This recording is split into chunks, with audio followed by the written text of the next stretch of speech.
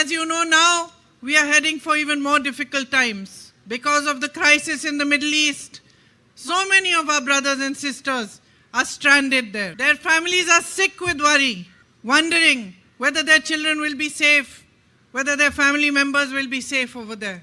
And unfortunately, the policies of the Modi government have provided them with no security and safety at this difficult time. He has chosen instead to bow down before America and Israel and create a situation in which India will suffer along with the other nations that support them. And in the middle of all this, it is the people of India who are paying the price. As I said, fuel prices are rising every single day. LPG prices are rising every single day.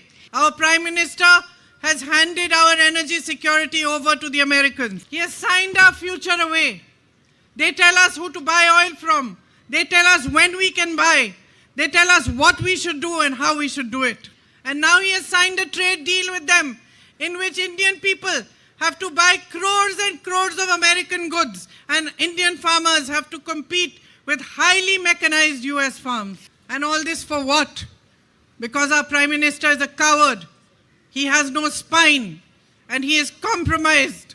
We are paying every single day because he does not have the guts to stand up for India. We are paying every single day just because his name is in some Epstein files and he needs to protect himself. We are paying every single day as he hands over all the assets of this great nation to his businessmen friends like Adani and Ambani.